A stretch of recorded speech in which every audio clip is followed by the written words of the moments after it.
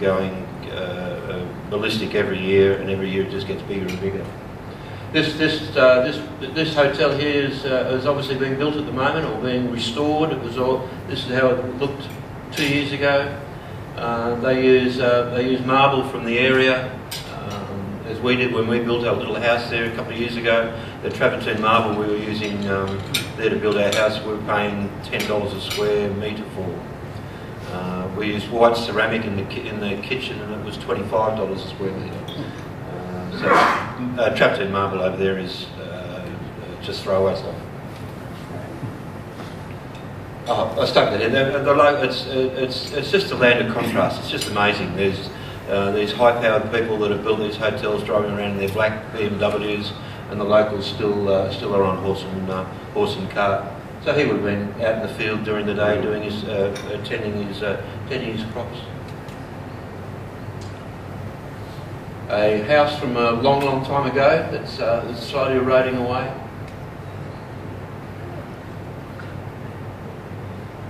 The old and the new souvenir shops. Amazing.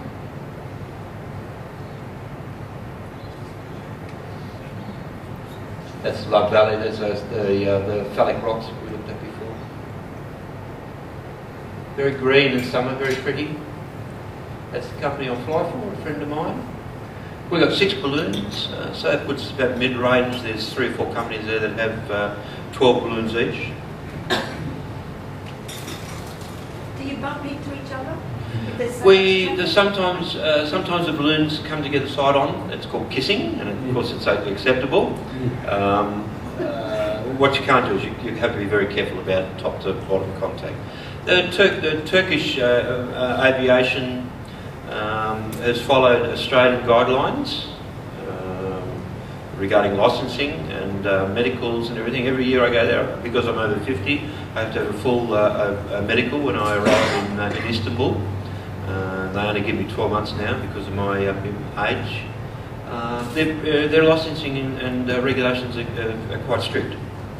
We all carry 2 radios, one CB for talking between the balloons, and one aviation band.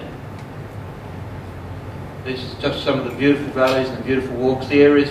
So why are all the people coming here? They're coming here for the history. They're coming here for the ballooning, I think.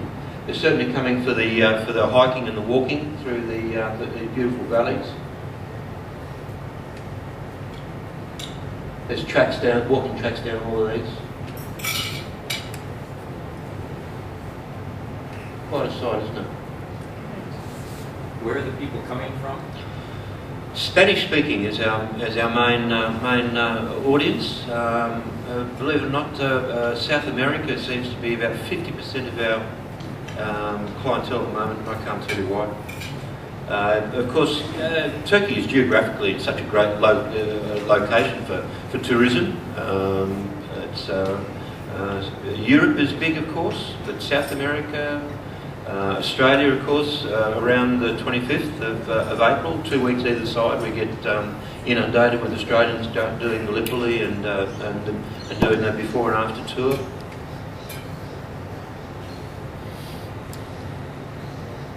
That's the township of Goram, of course.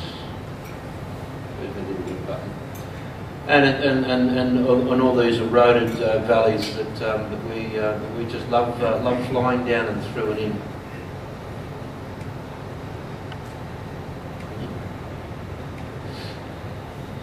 So all of the old buildings and old caves that are still very much dotted through the area.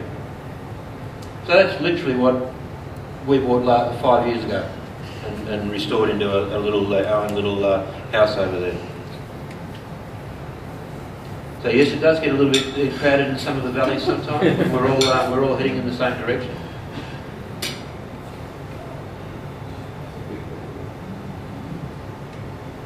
And Asia, of course. Still a massive market. Korea, Taiwan, Malaysia. The Asians actually keep them busy over winter because they seem to do great packages for the northern hemisphere countries that are already in winter to go there. You couldn't go there from here now to Turkey in winter. Minus 27, I think the boys said it got to in January. which was the coldest morning they were up in the balloon.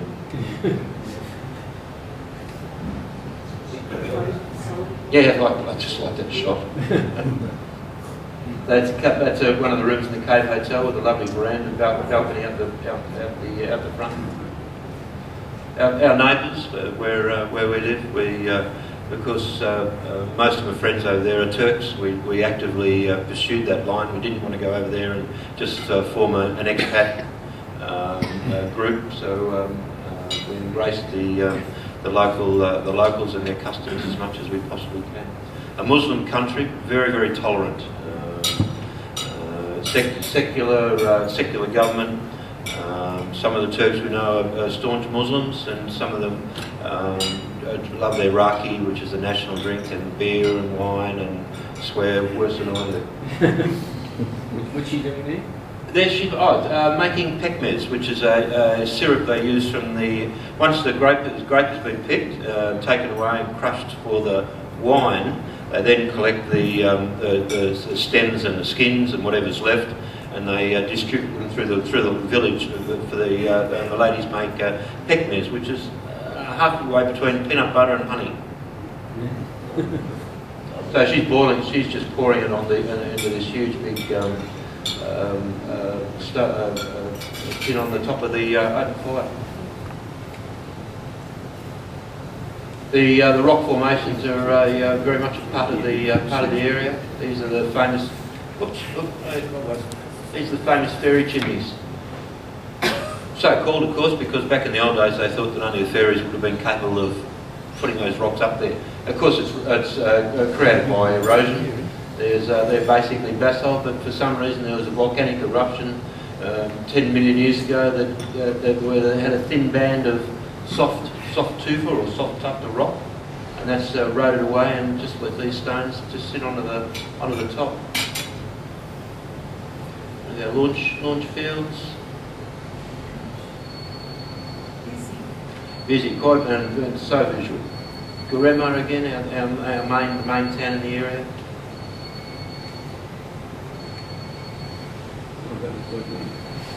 Me.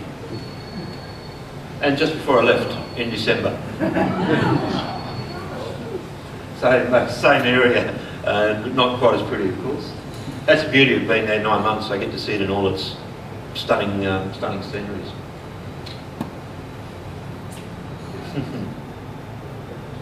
We flew, that was coming home from the flight. Oh no, sorry, that's from the balloon. That was coming home from the flight after it, but I took that from the balloon on the second last morning before I left. So what do you do in the middle of the day? Are you only doing... We only balloon early in the morning. What do I do in the middle of the day? What do other people do? I do what all the tourists do, explore the history of the area, the churches and walk the valleys. After 5 years, I still haven't gotten sick of learning about the history of the place. It's just, the history of it's just too immense to take in a short trip. We have people that, most of our punters that come are here there for 2 nights, and it's the standard thing when they're leaving is, if we'd known this was here, we would have had a week here, which is still obviously not long enough. This is the house that I bought 3 years ago, when we decided we loved the area that much that we wanted more of a presence. So we bought this old house that hadn't been lived in for about 20 years to restore it. Doing a bit of work on the veranda. And that's how it came up 3 months later. So there's no change up the top. All they do is skim that old stone. All this old stonework was just chipped away and comes up white. And then they just redid all this down here. Cleaned up the caves underneath. Oh, that's just before we left. That's my wife Lorraine in the cave, in one of the downstairs caves before the restoration. It's after. So they use a little trowel and they scrape all the edge away, all this stuff, and the stonework comes up lovely white. So it's a cave house, but by that we mean there's 2 caves downstairs and then arched rooms up above. So the cave house is generally a combination of the 2.